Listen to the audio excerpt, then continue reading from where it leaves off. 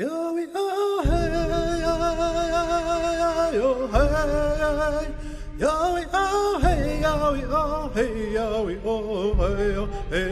yo, hey, yo, yo, hey, yo, yo, hey, yo, hey, yo, yo, yo, hey, yo, hey, yo,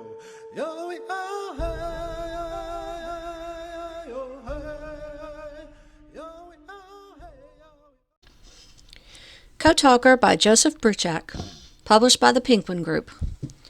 Please excuse the mispronunciation of any Navajo language or words. Chapter 15.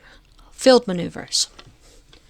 Before being shipped to the South Pacific, we had to take part in a 2-day training exercise on the Big Island of Hawaii. Half of the Big Island is rainforest, and the other half is desert, so you could experience all kinds of terrain. Our maneuvers took place out in the desert, which looked very much like our own Denatah.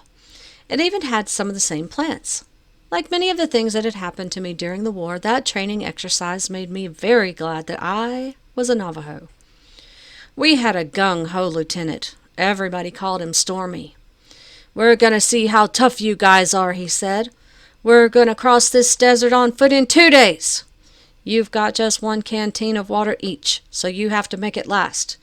There's no other way you can get water out here."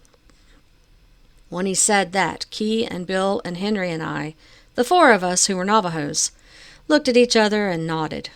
We had all seen the clumps of prickly pear cactuses that were growing everywhere. We started out and it was hot. Pretty soon the other Marines, including the lieutenant, were drinking from their canteens. But not us Navajos. Whenever Stormy wasn't watching, we would cut off a piece of prickly pear cactus, scrape off the spines, and suck out the juice. We knew there was a lot of water inside a prickly pear, even if Stormy didn't have a clue. By night, just about everyone else's canteens were almost empty. The next day was even hotter. We went about another 10 miles and people just wore out. "Have you guys still got water?" another Marine asked me. I held up my canteen and shook it so he could hear all the water sloshing around. "How the heck can you get along without water?" "Oh," I said, "I'm just not thirsty." "That's just the Indian way," Key added. By about 2 that afternoon, everybody but us Navajos had collapsed. Stormy was sitting on a little hill. "Come on," Henry said to him. "We got 10 more miles to go." "You fellas still got water?" he said in a cracked voice. "Sure," I said, offering my canteen. "Here, Lieutenant, you can have some of mine." He raised one hand weakly. "No," he said, "that wouldn't be fair." Then he stood up and looked back at his worn-out Marines. "If any of you can't make it, just wait here. I'll have them send back water from camp." He got about 100 yards before he fell down. Everybody else fell down right behind him except us. We 4 were the only ones standing. Bill tried to help him get up, but he just waved us away. "Chiefs," Stormy croaked up at us, "do you suppose you guys could go all the way into camp? I'm going to write a letter for you to take to Colonel Wood asking him to send us out some water." We did like he said. By the time the water truck got out to them, they were all about dead. We never did tell Stormy about prickly pear cactuses. It was more fun having him and the others think that we Navajos were the toughest Marines of all. A few days after that, we shipped out. I was with the 3rd Division, 9th Regiment, along with several other code talkers, including Bill Toledo. Just as the scuttlebutt had it, we men of the 1st Marine Amphibious Corps were heading for the Solomons to force a landing on Bougainville.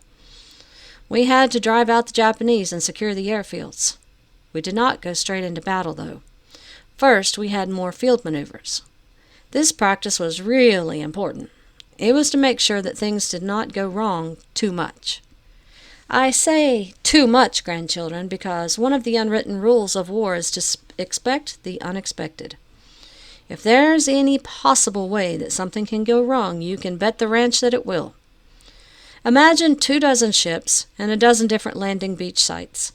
Think about all the preliminary airstrikes and naval bombardment before even boarding the landing crafts, those LCVPs, short for landing crafts for vehicles and personnel, and LCMs, short for landing crafts mechanized, that we all just called alligators. There were also the LSTs, much bigger landing ships that carried tanks and trucks. Then, picture 14,000 Marines and 6,000 tons of cargo hitting the beaches by nightfall. Plus, we had to do this against an unknown enemy force, dug in and waiting for us with rifles, machine guns, mortars, and artillery. There was no way to avoid foul-ups. However, practicing a beach landing in a similar setting would help prepare everyone better than just going into a situation cold. So, where did we go to practice? Guadalcanal. From October 17 to 19 of 1943, we conducted landing exercises on the beach of the canal. Every Marine who'd be landing on Bougainville felt what it was like to wade through the surf up onto a boiling hot sandy beach, and then stare into the thick, mysterious green of a steamy tropical jungle. Wet and hot. That is what it was everywhere in the Solomons.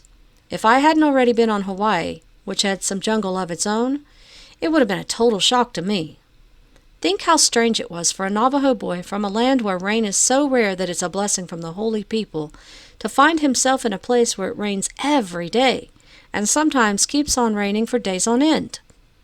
Instead of the night songs of the coyote, we would hear the buzzing and chirping and chattering of millions of insects, all of which seemed to see us Marines as their midnight snacks. But they would give us something in return for their meal: malaria. I had to be careful where I walked and sat. There were leeches and spiders and scorpions everywhere, as well as huge, poisonous centipedes. The first one I saw fell from a branch and crawled across my bare arm before flopping off and disappearing into the rotten palm leaves. It left an angry red welt on my skin, and my whole arm ached for days after that. There were also giant crocodiles in the swamps and rivers, man-eating sharks and poisonous jellyfish in the ocean, and I didn't even want to think about the snakes in that jungle. There were native people on those islands. They had been there long before the Japanese invaded. Those Solomon Islanders were short, about the same height as us Navajos. Their skins were dark black, almost blue. Their hair was curly and red because they dyed it with lime juice. Their teeth were stained red too, because they were always chewing betel nuts. That dangerous, steamy island was their beloved home. They saw it the way we saw our dry land of Denata.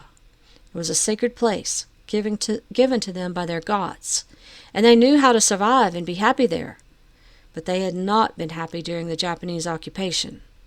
Although the Japanese said they were liberating the island, they used the native people like slaves, beating or killing them if they tried to escape. It was a familiar story to me as a Navajo. It made me feel I had much in common with them, so I spoke more often to the islanders than most white Marines did. Those natives talked a kind of broken English called pidgin, which was not too hard to understand. I remember one man called Jean, who was a sort of chief. He had terrible scars all over his chest from when the Japanese had tied him to a tree and tortured him by stabbing him with their bayonets. They'd wanted him to tell them where the American soldiers were, but he refused to talk. When night fell, he got loose and crawled to the water. Then, in spite of being weak from the loss of blood, he swam for 3 miles through water filled with sharks and crocodiles to reach an American Ranger squad and tell them where the Japanese were. One day, Jean approached me. "You come," he said. He took me by the arm and led me to a big rock near the ocean. We sat together there for a time without saying anything. Then he bent over, pressed his palm on the ground, and lifted his hand up to rest it against his chest. I understood. He was telling me this land was in his heart. I knelt down on one knee and did the same, then swung my hand in the direction of the rising sun. Jean nodded. He understood that the land of my own heart was there, far across the wide ocean. He placed his left hand on my chest, and I did the same. We stood there like that for a while, feeling each other's hearts beat with love for our sacred homelands. It was one of the best conversations I ever had. From our landing exercise at Guadalcanal, there was a full-scale debarkation of all the equipment and supplies we'd be taking with us when we did it all for real. Bill Toledo and I climbed into a blunt-nosed 36-foot-long Higgins boat with 30 other men, and were lowered over the side into the calm sea half a mile offshore. Then we chugged in at 6 knots an hour toward the tranquil beach. "Okay," our officers yelled. "Go, go, go!" My combat pack was on my back, my rifle held at the ready. I jumped in, feeling the warm water fill my boots. It was strange knowing that American blood had darkened the surf of this island. I was landing on so easily. Then my feet sank into the sand. For the first time I was on soil where American Marines had died fighting the Japanese. I slogged bow-legged up from the beach as quickly as I could through the deep black volcanic sand. I was carrying an 80-pound TBX radio set strapped to my chest, so I wasn't able to run really fast. Bill waited for me at the edge of the jungle. I crouched next to him and looked back at the beach. Hundreds of Marines were calmly climbing out of the alligators. Some looked serious, but there was a lot of laughing and joking. Trucks and tanks roared down the ramps of LSTs. Planes buzzed low overhead. There were all the sounds of a full-scale training maneuver. Everything was running like clockwork. 50 yards further down the beach, George, another code talker, and our most experienced radio man waved at us. Bill and I waved back. Bill shook his head. "You know what's missing?" he said. I nodded back at him. What was missing was chaos. There was none of the noise and confusion of a real battle. No enemy fire. No bullets striking us. No mortar shells exploding. No wounded men screaming in pain or calling for their mothers.